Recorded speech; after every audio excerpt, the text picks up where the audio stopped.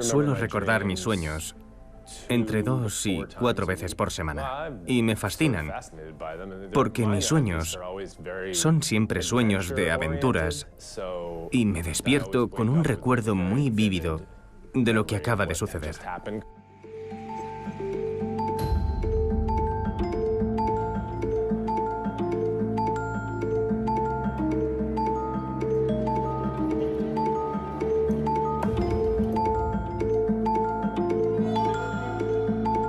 Me grabo a mí mismo y añado elementos al vídeo, cosas reales, nada de efectos especiales hechos por ordenador. Plastilina, pintura y papel. Así es como el animador Lawrence Becker reproduce sus aventuras nocturnas. Estos relatos oníricos, ya sean animados o simplemente anotados en cuadernos, son la materia prima de los investigadores de sueños. Yo no le digo a la gente que soy investigador de los sueños, porque cuando lo hago, las palabras que salen invariablemente de sus labios son: «Oh, yo he tenido un sueño increíble». Cada vez con más frecuencia, los científicos intentan desvelar lo que sigue siendo uno de los misterios más insondables de la humanidad. ¿De dónde vienen los sueños? ¿Por qué los fabricamos? ¿Por qué algunas personas recuerdan sus sueños y otras no? Ese enorme territorio no puede ser algo desconocido. Por definición, no podemos observar un sueño mientras sucede. No podemos tener un grupo de control que haga una cosa, otro grupo que haga otra cosa y comparar los sueños de los dos grupos. Esta gran dificultad ha disuadido a los científicos, pero los avances en la imagen médica están cambiando la situación. Cada vez con más precisión sabemos dónde y cuándo se producen nuestros sueños, hasta el punto de que los médicos y los psicólogos los integran en sus diagnósticos y sus pacientes aprenden a controlarlos mejor. ¿Qué influencia tienen nuestros sueños y pesadillas sobre nuestra vida en la vigilia? Y a la inversa, ¿cómo podemos modificarlos? ¿Podremos algún día descodificarlos o desvelar su sentido oculto? Eso es lo que se espera de esta nueva ciencia.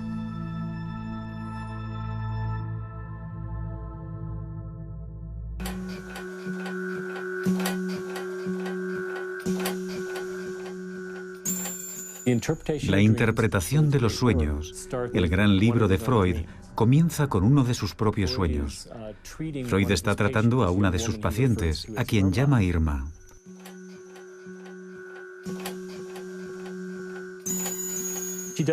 Irma no parece encontrarse bien, y el sueño termina cuando decide administrarle una especie de suero o medicamento. Cuando Freud se despierta, piensa que ha tenido ese sueño debido a su estado de inquietud.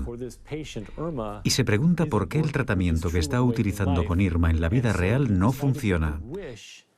El deseo insatisfecho de su sueño es que, cualquiera que sea la causa de la enfermedad de la mujer, no es por su culpa. A comienzos del siglo XX, el neurólogo vienés Sigmund Freud publica La interpretación de los sueños, un trabajo de una resonancia colosal en el que desarrolla su famosa teoría del psicoanálisis. Era la primera vez que un médico decía que tenía interés en estudiar los sueños. Había psicólogos que se interesaban, había filósofos también, pero a Sigmund Freud se le atribuye el mérito de que los médicos comenzaran a pedir a sus pacientes que les contaran sus sueños. Freud creía que los sueños son la expresión de nuestros deseos inconscientes y que cuando nos vamos a dormir por la noche, nosotros vivimos en el mundo cotidiano civilizado y nuestros anhelos y deseos más primitivos y nuestras pulsiones animales debemos mantenerlos bajo control. Pero cuando nos vamos a dormir por la noche, nuestro control disminuye y esos deseos entran en acción. Un siglo más tarde, el psicoanálisis sigue siendo una referencia para muchos psiquiatras y psicólogos, pero cada vez más investigadores se atreven a cuestionarla. Los sueños desaparecen en cuanto nos despertamos, así que es una tarea difícil. Pero puedo decirle que las 2 últimas noches he vuelto a tener un sueño en el que duermo en una residencia estudiantil al principio del curso escolar. Tengo ese sueño constantemente y no sé por qué. Me resulta muy frustrante que mis sueños sean en periodos estresantes y que siempre intente resolver un problema que no existe. Eso me irrita cuando me despierto, porque he hecho un esfuerzo enorme para resolver un problema que no es real.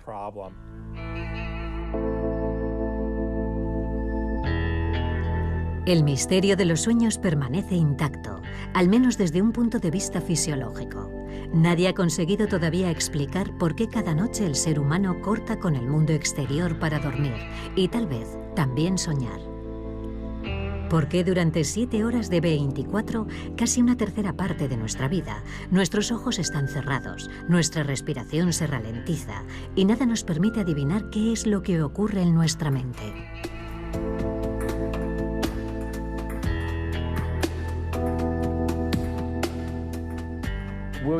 William Dement, uno de los primeros investigadores del sueño y de los sueños, llevó a cabo uno de sus primeros experimentos en su laboratorio del sueño.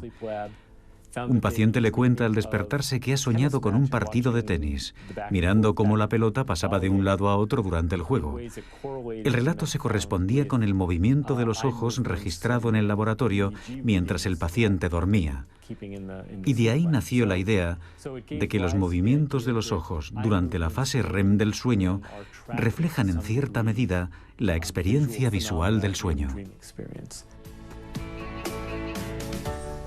Para muchos, los sueños se siguen asociando a la única fase nocturna en que nuestros ojos se mueven, es decir, la fase REM. En el INSERM de Lyon, la neurofisióloga Perrine Ruby, al igual que otros investigadores de su generación, cuestiona esta hipótesis. Hay un 50% de sueños durante el sueño lento, la fase no REM, que son seguidos de un recuerdo de sueño, contra un 80% durante la fase REM. Existe una diferencia. Hay más recuerdos de sueño de la fase REM, pero se recuerdan también muchos sueños de la fase del sueño lento. La teoría de que solo se sueña durante la fase REM no funciona. Por tanto, no podemos contentarnos con estudiar la fase REM para comprender los sueños. En todo momento durante el sueño, el durmiente puede estar soñando. Esto complica la tarea de los investigadores, pero les ofrece también más posibilidades. Perrine Ruby y su equipo estudian el sueño largo profundo, una fase relativamente fácil de alcanzar por personas privadas de sueño, que deben dormirse mientras se someten a una resonancia magnética. Ahora está durmiendo. Vemos que la actividad de fondo se ralentiza en comparación con la vigilia. El electroencefalograma es la única referencia para saber en qué fase del sueño se encuentra el durmiente. Durante el sueño no REM, el cerebro pasa revista a los acontecimientos del día. Constatamos una actividad cerebral regular y repetitiva.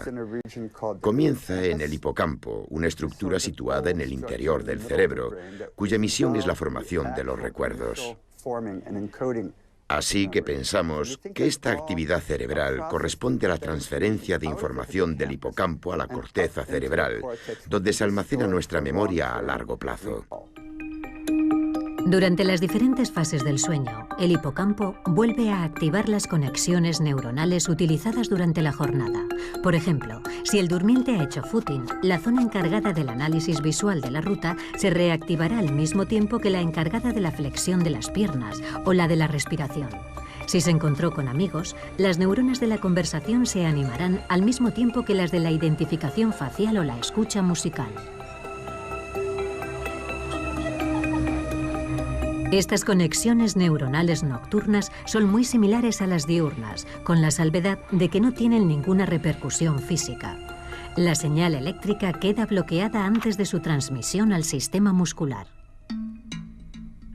En el Hospital de la Pitié-Salpêtrière, en París, Isabelle Arnulf estudia a pacientes que sufren lesiones neurológicas. En su caso, la parálisis del sueño no funciona. Durante la noche, sus cuerpos permiten adivinar las acciones de la vida durante la vigilia. Estrechan la mano de un amigo o fuman su oxímetro como si fuera un cigarrillo.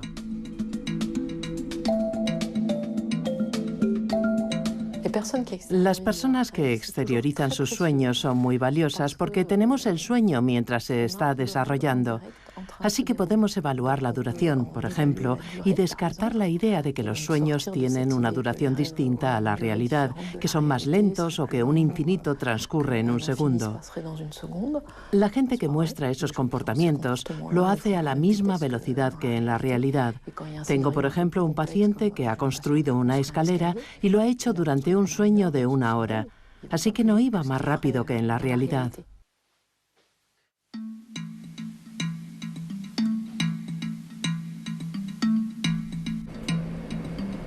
Esta continuidad entre vida de vigilia y vida soñada constituye una de las hipótesis más comúnmente aceptadas por los investigadores.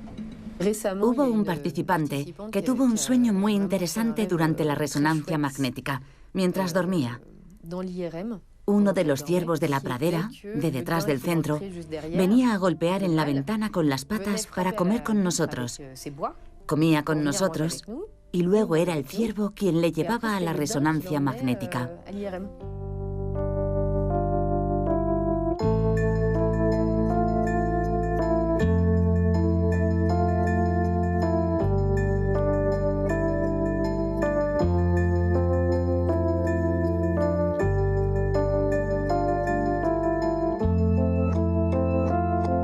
Los estudios cuantitativos de los estadísticos del sueño verifican la hipótesis de la continuidad.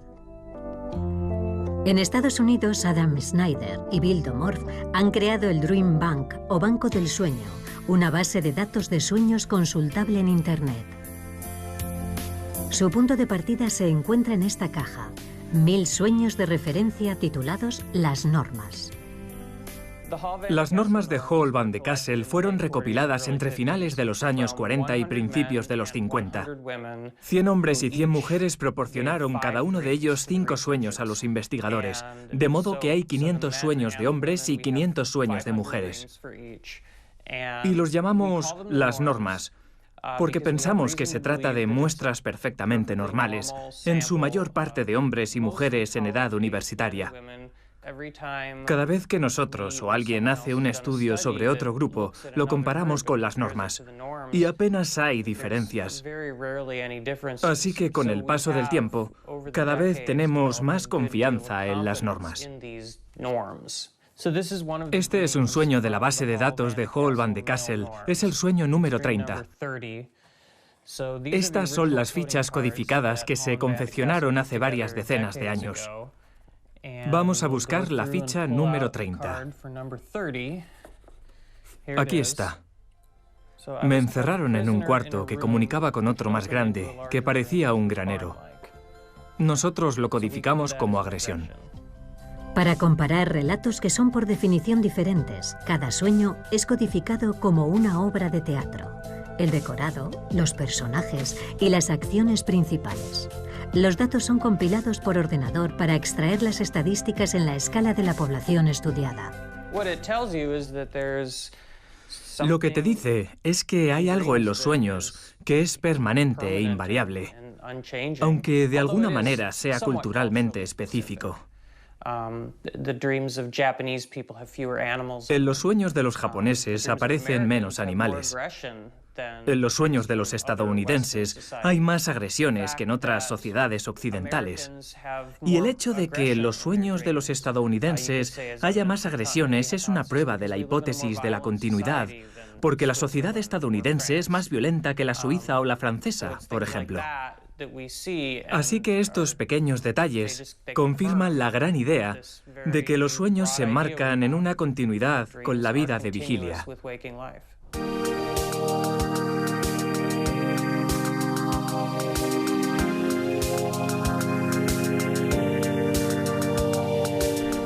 Cada noche, nuestros sueños reconectan con los lugares, los rostros y las acciones que están ya presentes en nuestra memoria. Sin embargo, nos sentiríamos mucho menos fascinados si nuestros sueños reflejaran exactamente la realidad cotidiana. Parece que nuestro cerebro tiene una capacidad siempre renovada para sorprendernos, efectuando asociaciones de ideas entre nuestra memoria a corto plazo y nuestros recuerdos más antiguos.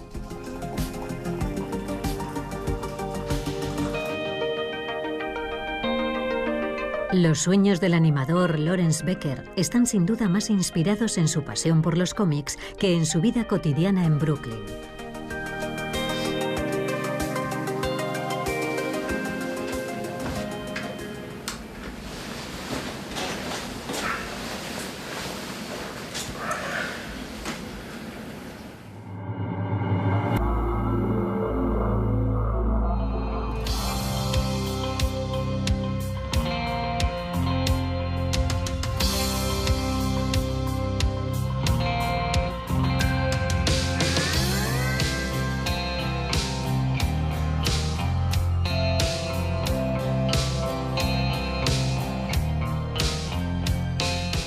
La estructura del sueño es siempre un poco disparatada.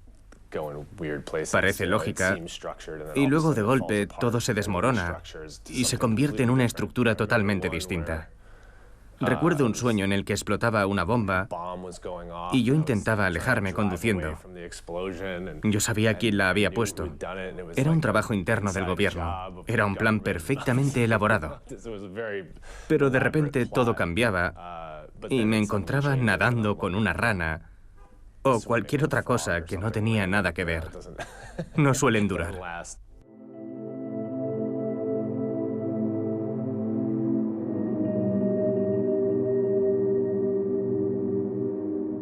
Friedrich August Kekulé era químico. Tengo entendido que estaba intentando comprender cómo se formaba la molécula de benceno. Pasaba gran parte de su tiempo de vigilia intentando encontrar una fórmula molecular químicamente estable. Un día Kekulé tiene un sueño.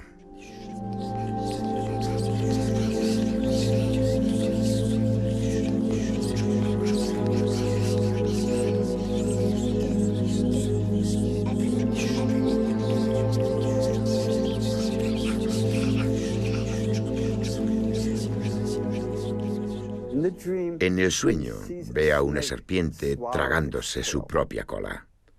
Se despierta del sueño y dice, ya está, es esto. Y resulta que la estructura molecular del benceno es un círculo con los 6 átomos de carbono unidos en un bucle. Era la primera estructura circular encontrada en la naturaleza. Y la idea de ese tipo de conexión se le ocurrió gracias al sueño. Es un ejemplo muy claro de cómo la mente de una persona, cuando se encuentra en estado de vigilia, puede chocar contra un muro y no ser capaz de encontrar la solución a un problema. Y cuando se va a dormir, la mente se relaja, las conexiones se expanden y surgen nuevas posibilidades. Esto no significa que cualquiera pueda irse a dormir y despertarse con un nuevo descubrimiento en el campo de la química, pero si es a eso a lo que te dedicas, tus sueños te podrán ayudar. Decimos, voy a consultarlo con la almohada, y por la mañana nos despertamos y tenemos la respuesta. No sabemos por qué tenemos la respuesta, pero la tenemos. Nosotros pensamos que esto se debe al proceso de codificación de la memoria. El cerebro recoge estos grandes volúmenes de información e intenta reducirlos a una simple respuesta.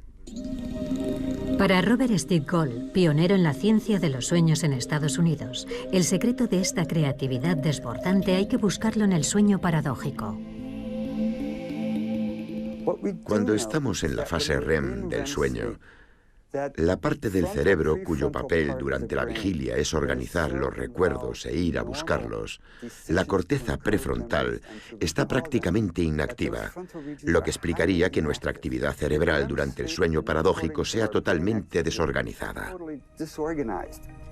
Antes de almacenar un recuerdo en la memoria a largo plazo, el hipocampo reactiva no solo las conexiones realizadas durante la jornada, sino también los recuerdos pasados, utilizando las mismas conexiones. El durmiente que ha estado corriendo no necesita registrar en su memoria el itinerario habitual de su recorrido.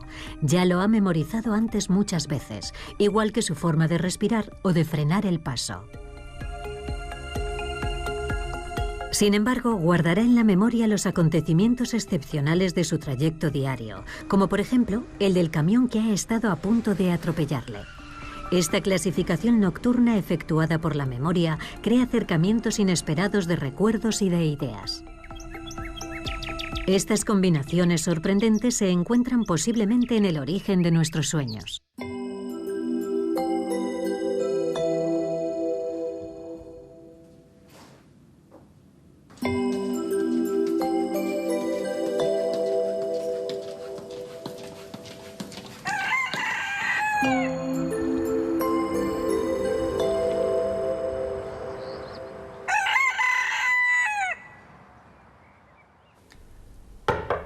¿Remy?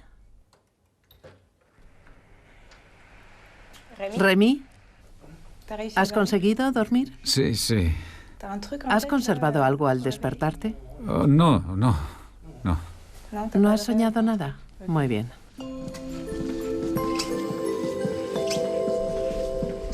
Para explorar el potencial creativo de nuestros sueños, sigue siendo necesario recordarlos. 648, 648 menos 8, 640, 640 menos 7, 633, 677... En Lyon, los equipos de la profesora Ruby despejan un terreno aún desconocido. Con diferentes tests antes y después del sueño, comparan la actividad cerebral de las personas, entre las cuales algunas dicen soñar mucho y otras nada. Para su sorpresa, las imágenes médicas revelan una diferencia de actividad cerebral entre los dos tipos de soñadores. La región que hemos descubierto que era más activa en aquellos sujetos que recuerdan más a menudo sus sueños, en comparación con los que raras veces los recuerdan, es la unión temporoparietal, la unión entre el lóbulo temporal, el occipital y el parietal. Es una región asociativa involucrada en la memoria episódica y también en la orientación de la atención. Todos tenemos pequeños momentos de vigilia durante el sueño y si los juntamos, el tiempo acumulado es superior entre los más soñadores que entre los menos. Es muy interesante porque hay una hipótesis del año 76 que proponía que el cerebro dormido no es capaz de registrar información en la memoria, que era necesario estar despierto para codificar una información. Los sueños constituyen una nueva información que se presenta en el cerebro durante el sueño. Para codificar un sueño en la memoria y recordarlo, es necesario que se produzca un instante de vigilia en el momento en el que el sueño está en memoria a corto plazo. Más sensibles a su entorno, los grandes soñadores tienen más ocasiones de despertarse y por tanto más oportunidades para recordar sus sueños.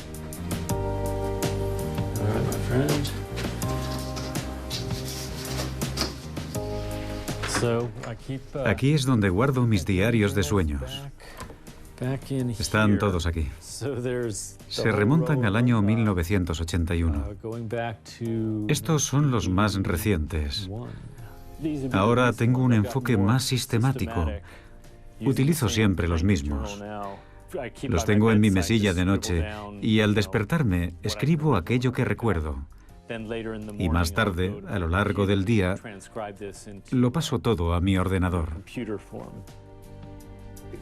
Alguien que raras veces recuerda sus sueños puede empezar a elaborar un cuaderno de sueños. Lo pone al lado de la cama y todas las mañanas cuando se despierta, incluso cuando no haya soñado, y esto es muy importante, todas las mañanas cuando se despierta escribe: hoy no he soñado, vaya, hoy no he soñado. Al cabo de 2 semanas de haber empezado el cuaderno de sueños, aumentarán ostensiblemente los recuerdos de los sueños por la mañana. Como si hubiera un componente de atención a la actividad cognitiva en marcha durante el sueño que le permite recordar mejor. No conocemos el mecanismo, sin embargo, funciona muy bien. Los diarios de sueños son la mejor fuente de reflexión sobre los sueños, ya que a menudo corresponden a experiencias vividas por un individuo. Y con el tiempo, el diario se convierte en una especie de comentario continuo que se superpone a los recuerdos de una persona sobre un período determinado de su vida. Este es un sueño en el que estoy leyendo algo acerca de los osos polares y de repente aparecen osos polares, pero también un puma y un lobo sobre una roca nevada. Me encuentro en una situación en la que debo matar al oso polar y luego experimento un sentimiento de culpabilidad terrible. Me sentía indignado conmigo mismo. En aquella época, yo buscaba formas de luchar contra mi propia agresividad.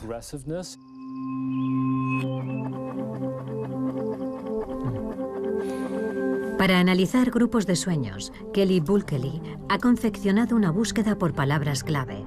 La utiliza para encontrar similitudes entre sus sueños, pero también con los sueños de la base de datos del Banco de Sueños de Adam Snyder. 29.961, así que cerca de 30.000 sueños. Actualmente está colaborando con desarrolladores informáticos para crear aplicaciones destinadas al gran público, que permitirían recopilar los sueños de la población a gran escala. La posibilidad de que la gente registre y estudie sus sueños es muy estimulante. Ya contamos con la tecnología para recopilar sueños, no solo de forma individual, sino a gran escala entre la población. Si la gente se presta a ello, evidentemente, podríamos reunir fácilmente cantidades ingentes de contenido onírico, un contenido de sueños que tendrían un efecto en los propios individuos, pero sobre todo en los humanos de una manera colectiva. Me intriga mucho lo que eso podría revelarnos. A lo mejor la gente descubre que tiene los mismos sueños que sus vecinos, por ejemplo, o quizá muy diferentes. Esa toma de conciencia, si conseguimos llevar a cabo este estudio y compartimos los resultados con la gente, podría modificar potencialmente las relaciones sociales. La perspectiva es fascinante.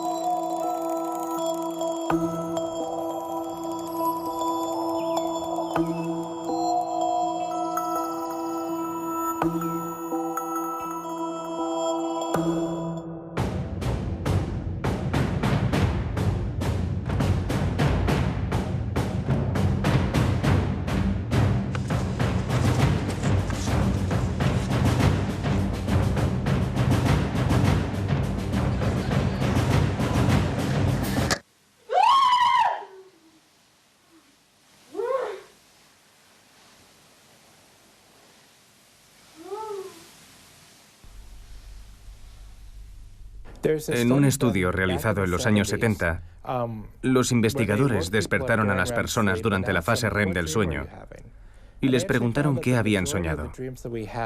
Descubrieron que la mayoría de los sueños que tenemos son negativos, de modo que la gente que tiene sueños negativos con frecuencia son probablemente personas que se despiertan más a menudo que los demás durante el sueño. Pero eso no significa nada en términos de salud. Tener pesadillas no es un signo de fragilidad.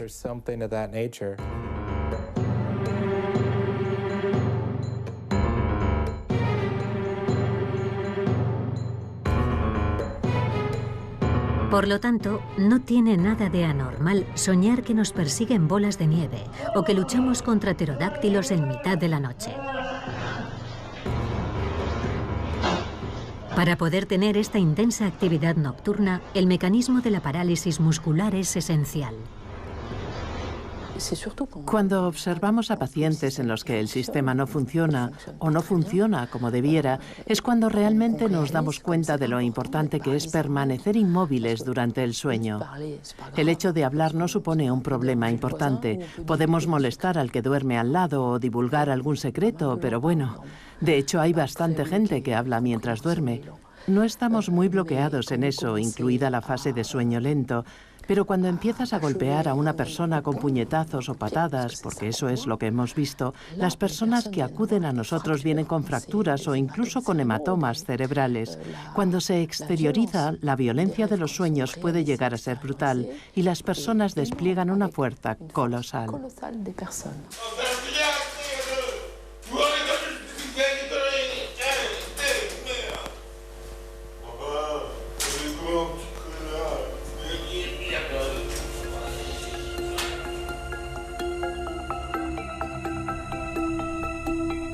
La violencia que exteriorizamos durante la fase REM no va acompañada de un aumento en la frecuencia cardíaca, a diferencia de lo que ocurre durante la vigilia. Y todo se explica por la activación, junto con el hipocampo, de la amígdala, la sede de nuestras emociones. Si exponemos a una persona a imágenes desagradables antes de dormir, imágenes de amputaciones y cosas por el estilo, o serpientes, y luego volvemos a exponerlos a ellas a la mañana siguiente después de dormir, eso no reactiva las regiones de las emociones en una segunda lectura. Mientras que si mostramos a la persona esas mismas imágenes por la mañana y de nuevo por la noche sin haber dormido entre medias, eso resucita exactamente las mismas emociones. Así que el sueño tiene un efecto desensibilizador sobre las emociones. Las personas más o menos saludables, es decir, aquellas en las que las pesadillas juegan un papel positivo, después de vivir una experiencia estresante, suelen tener un sueño relacionado con dicho evento, que les permitirá digerir ese mal recuerdo durante el sueño. Es lo que ocurre en la mayoría de las veces. Voy a contarles un sueño que tuve después de evitar por poco un accidente de tráfico. Esa misma noche soñé que estaba en un parque de atracciones con mi hijo Adam, montando en los coches de choque. Mi hijo conducía y mientras chocábamos contra los otros coches, yo le decía, no me gusta, me siento disgusto, no quiero estar aquí. Y normalmente me gustan los coches de choque. Cuando me desperté, me eché a reír y pensé, acabo de soñar con el accidente que estuve a punto de tener. Pero en mi sueño no se hacía la menor referencia a ese recuerdo. Solo lo recordé una vez despertado. En el sueño ni siquiera lo relaciono con el accidente. Es como si estuviera soñando con ese accidente, pero mi cerebro me prohibiera activar ese recuerdo. Existe una teoría darwinista del sueño. Parte de la constatación de que los seres humanos tenemos un alto porcentaje de sueños negativos, más de 2/3 partes, en los que experimentamos pesadillas, sufrimos agresiones, debemos huir de algún peligro o se nos excluye. Se considera que la presencia de todos esos fenómenos en nuestros sueños se remonta quizá a la época en la que era útil simular, porque en el fondo son simulaciones, son tigres de papel en nuestra mente.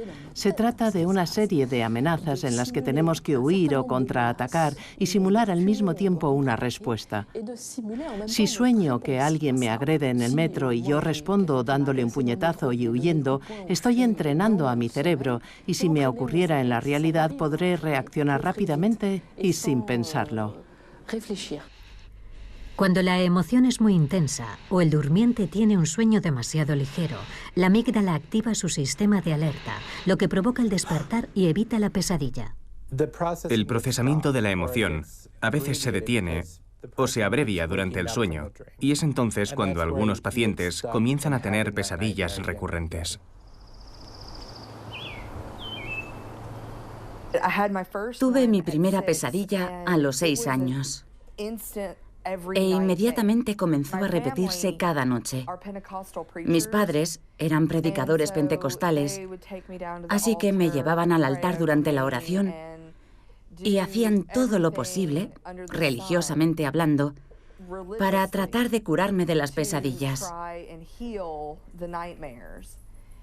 Pero no dio resultado. Cuando tenía unos 10 años, dejé de hablar del asunto. Me di cuenta de que era cosa mía. Comprendí que tenía que lidiar con ello y seguir adelante con mi vida. Se convirtió en una faceta más de mi personalidad y fui creciendo hasta el punto de tener hasta 5 pesadillas recurrentes. En esas pesadillas me separaba de mi familia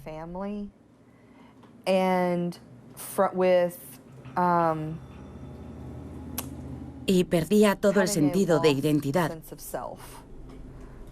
Por ejemplo, dejaba de verme a mí misma y era incapaz de encontrar a mi familia. Soñaba que se producían catástrofes naturales y yo los buscaba, pero nunca los encontraba. Eran sueños de ese tipo. Durante más de 20 años, Stacey Wigglesworth no le habló de sus pesadillas a nadie. Estaba agotada todo el tiempo. No podía concentrarme, especialmente en mis estudios. Era incapaz de adquirir o asimilar nuevos conocimientos. Para retener cualquier tipo de información, es necesario pasar por la fase REM del sueño. Y yo no conseguía pasar nunca de ese estadio. Así que me costaba convertir mis recuerdos a corto plazo en memoria a largo plazo.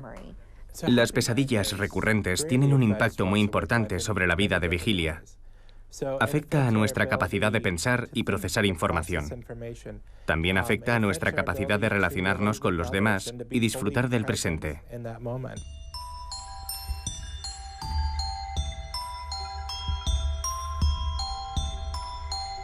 En la Universidad de Mississippi, el psicólogo Michael Nadorf trabaja en la prevención del suicidio. Para comprender mejor a sus pacientes, muchos de los cuales son militares y sufren de estrés postraumático, ha investigado sobre las pesadillas.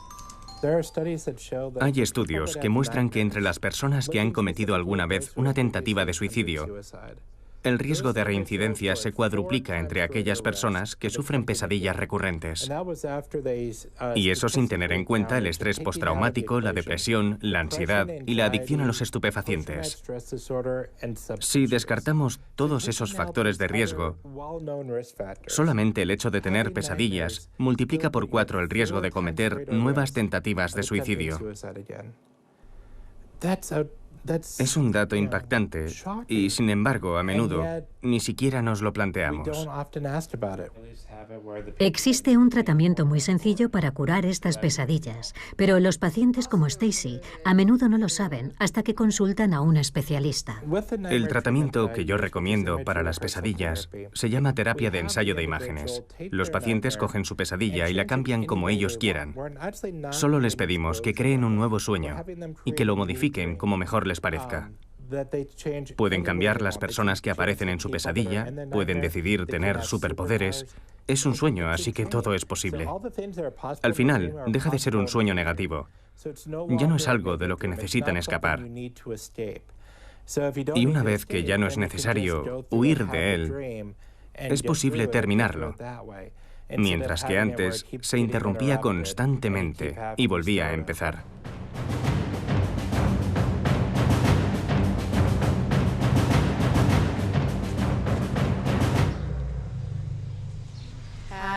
Una vez reescrito el guión de su sueño con un final feliz, el paciente visualiza las nuevas escenas. Comencé el tratamiento justo después de cumplir los 30 años. Empecé a reescribir mi sueño y ahora cada noche, antes de acostarme, releo la nueva historia del sueño. Hace más de un mes que no tengo ninguna pesadilla. Es la primera vez en mi vida que puedo dormir a pierna suelta durante un mes seguido. Entre un 60 y un 80% de los pacientes se curaron después de la primera visita. El tratamiento por repetición de imágenes positivas es extremadamente efectivo. Si cambiar el curso de nuestras pesadillas es tan sencillo, ¿por qué no es igual de fácil asumir el control de nuestros propios sueños? Cuando me doy cuenta, de que estoy soñando, inmediatamente me echo a volar, porque sé que puedo hacerlo. Es algo bastante típico, supongo.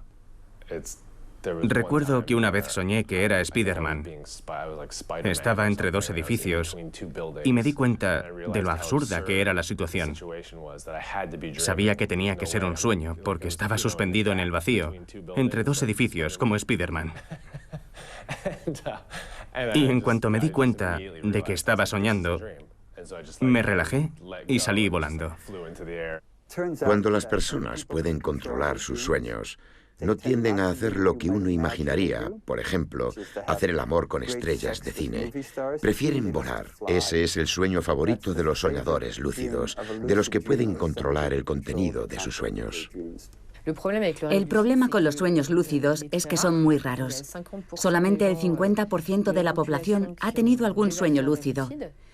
Si nos ceñimos a las personas que tienen sueños lúcidos con frecuencia, ese porcentaje desciende hasta el 10% de la población. Y obtener sueños lúcidos en laboratorio es muy complicado. El futuro de la investigación pasa tal vez por los soñadores lúcidos y en particular por los soñadores narcolépticos. Estos pacientes sufren adormecimientos repentinos e inesperados, hasta tal punto incapacitantes que caen directamente en la fase REM del sueño y, por consiguiente, en un estado de parálisis muscular. En París, Isabelle Arnulf interrogó a sus pacientes narcolépticos sobre los sueños lúcidos y descubrió que el 70% de ellos afirmaba controlar sus sueños. Desde entonces, cuando vienen a dormir al laboratorio, desarrollan el guión de sus sueños con antelación con ayuda del equipo médico.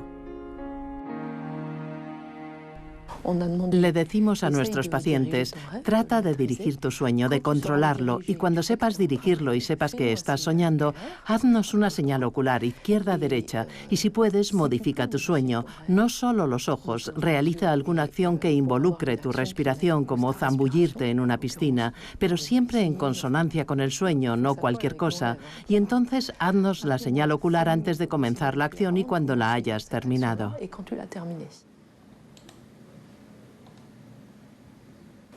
La persona está despierta y paulatinamente en 1 minuto o minuto y medio, en realidad bastante rápido, se duerme. Y vemos cómo el tono se detiene y entra directamente en la fase REM y entonces nos hace la famosa señal ocular izquierda-derecha, izquierda-derecha.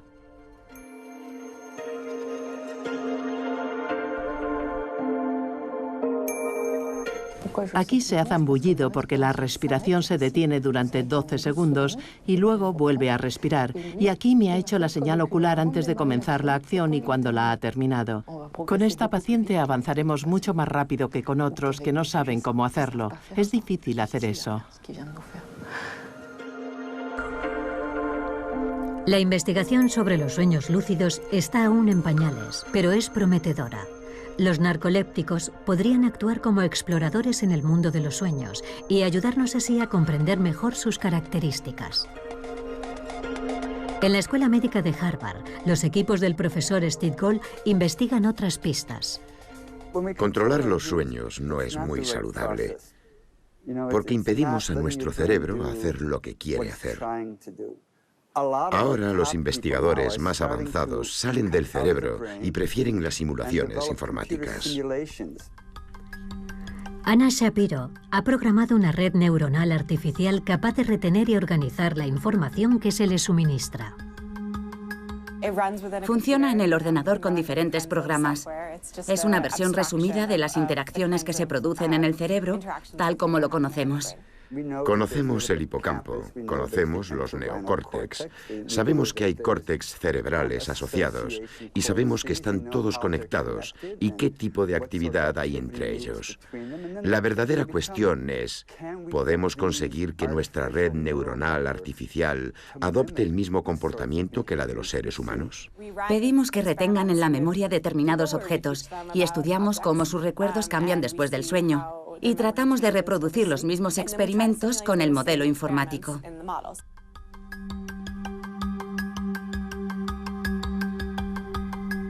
Para comparar al humano con la máquina, todavía nos falta lograr sumergir a la red artificial en un estado de sueño. Una forma de concebir el sueño es nuestra capacidad de procesar información de una manera más o menos útil, sin que haya ningún contacto con el entorno sensorial. Cuando te desconectas del mundo exterior y solamente trabajas con tus propias representaciones, es posible tener una actividad cognitiva que cambie algunas de esas representaciones. Si es así como definimos el sueño, entonces sí, las máquinas pueden dormir. Tenemos una opción que permite dormir al modelo informático y otra que no, y vemos la diferencia. Es más fácil que privar de sueño a un humano. Al despertar, hombres y ordenadores son testados nuevamente para medir la influencia del sueño en sus respectivas actuaciones. Los resultados son sorprendentemente similares. Prácticamente coinciden. Con nuestro modelo informático podemos reproducir los cambios de memoria de los humanos. Para retener nuevas informaciones relacionadas con conocimientos ya adquiridos, si dormimos después de haber aprendido esa nueva información, la integraremos mucho más fácilmente en nuestros conocimientos existentes que si no dormimos. ¿Podemos hacer soñar a un ordenador? No, porque el sueño es en realidad un proceso consciente. Así que necesitaríamos ordenadores dotados de consciencia para conseguir hacerlos soñar. Ahora bien, podemos hacer que los ordenadores imiten la actividad cerebral subyacente que creemos que es el germen de los sueños en nuestro cerebro. No veo por qué no. Podemos hacer coincidir el comportamiento de un modelo informático con el comportamiento humano y también acceder a diferentes representaciones usadas por el modelo. Sería muy interesante comparar dichas representaciones con las utilizadas por el cerebro humano. Estamos estudiando a sujetos con resonancia magnética antes y después del sueño para ver si los cambios de su actividad cerebral se corresponden con los que podemos predecir con la ayuda del ordenador.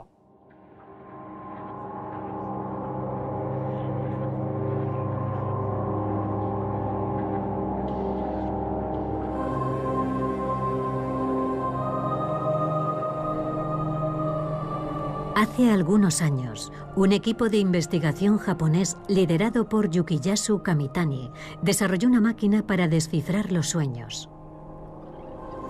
Primero registraron la actividad cerebral de los sujetos en estado de vigilia, mientras visualizaban algunas imágenes. Luego, les pidieron que se durmieran mientras se les sometía a una resonancia magnética. ¿Recuerda alguna imagen? Sí. ¿Qué ha visto? Un avión a punto de despegar. ¿Sí? El depósito tenía una fuga y he salido corriendo. ¿Suele ver imágenes como esas? A veces. Bien, vuelva a dormir. Unos minutos más tarde...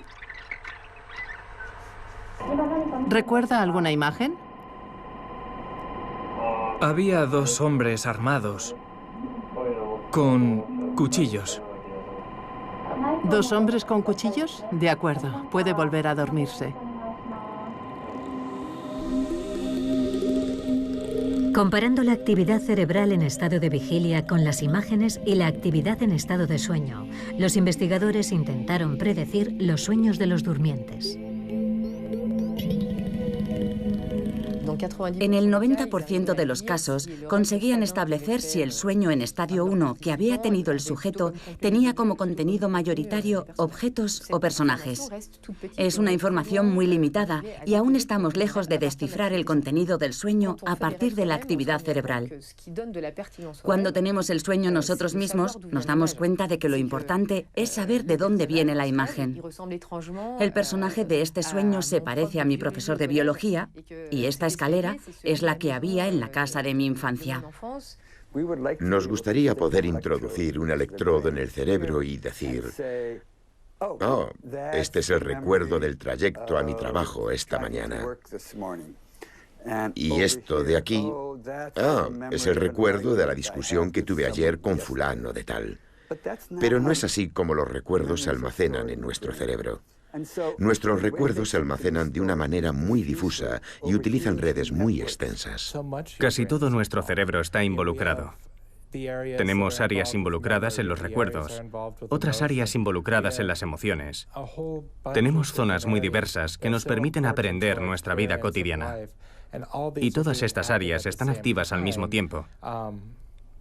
Es una experiencia interconectada. No es el trabajo de una sola zona. Y es lo que hace que los sueños sean únicos. A menudo sueño que juego al baloncesto o al béisbol y la pelota o cualquier otro accesorio del equipo no son los apropiados. Ya no los practico, pero jugué mucho cuando era niño. Y en los sueños, mi imaginación parece decirme, lo que estás viviendo ahora se parece a lo que sentías cuando jugabas al baloncesto o al béisbol. Lo que somos hoy está conectado con lo que éramos en el pasado, y los sueños están ahí para recordárnoslo.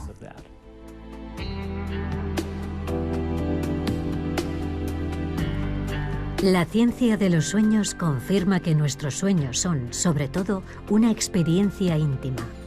Cada persona es libre de prestarles atención o de ignorarlos, de compartirlos o de guardarlos para sí y de intentar o no influir en ellos.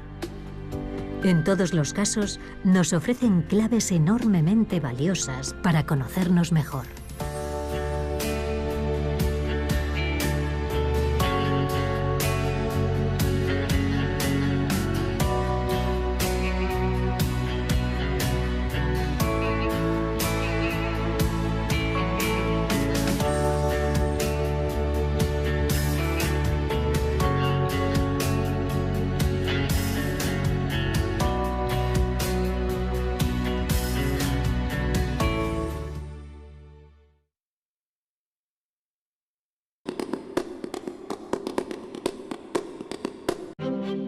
La fotografía de conflictos nos acerca a las raíces de los enfrentamientos más importantes de nuestro tiempo, ya sean guerras, violencia de género, violación o peleas entre bandas. Pero esa obsesión por contar la verdad significa a veces tomar demasiados riesgos. En la Segunda Guerra Mundial hubo un hombre que vivió el conflicto desde dentro, Tony Vaccaro, soldado de infantería y fotógrafo. Sobrevivió a la guerra mientras documentaba su experiencia. Ni siquiera los grandes fotógrafos estuvieron tan cerca como él. La próxima noche temática nos acerca al poder de la fotografía para documentar la historia. Mucha gente me pregunta, ¿por qué haces algo tan peligroso? ¿Por qué arriesgas tu vida? Supongo que es por mi sentido de la responsabilidad, especialmente ahora que se ataca deliberadamente a los periodistas. Lo que me impulsa es la indignación. Nicole Tan, Pete Muller, Joao Silva, Donna Ferrato, Robin Hatmon y Eros Howland son algunos de los mejores fotógrafos de conflictos del mundo. Nos cuentan cómo capturan sus imágenes más impactantes llevándonos detrás de la cámara y dentro de sus vidas, siendo testigos de sus batallas personales y profesionales para mostrar al mundo todas las formas de conflicto con la esperanza de mejorarlo. Y la fotografía de Damon enfrentándose a su padre y diciéndole, te odio por pegar a mi madre y no quiero que vuelvas a mi casa. Esa es la fotografía en la que quiero pensar cuando cierro los ojos por la noche. Si yo no hago esto, si no hay más fotógrafos que continúen haciendo este trabajo, nada cambiará. Tengo que seguir trabajando, tengo que hacer fotografías. En 2008 leí un artículo que mencionaba el número de mujeres y niños que habían sido violados en el conflicto del Congo. Eran centenares de miles. Me pareció inconcebible que no hubiera oído hablar antes de eso. Nuestro trabajo es humanizar esas estadísticas para que esas cifras se conviertan en personas de carne y hueso. Durante la Segunda Guerra Mundial, Tony Vaccaro jugó dos papeles en combate, soldado de infantería y fotógrafo, lo que le permitió tomar unas 8.000 fotografías, con las que creó uno de los registros más completos e íntimos de la guerra. Miles de imágenes, a menudo reveladas en cascos del ejército durante la noche. Nadie podía estar más cerca de la guerra que un soldado de infantería. Ni siquiera los grandes fotógrafos de la Segunda Guerra Mundial estuvieron tan cerca. Por eso sus fotos son extraordinarias. La cámara me ayudó a sobrevivir. Llevaba conmigo un aparato que grababa mis pasos y quería asegurarme de que no fueran detenidos. Hice todo lo posible por sobrevivir. Corría deprisa, cavaba muy profundo. Intentaba situarme en una posición en la que tuviera la mayor protección.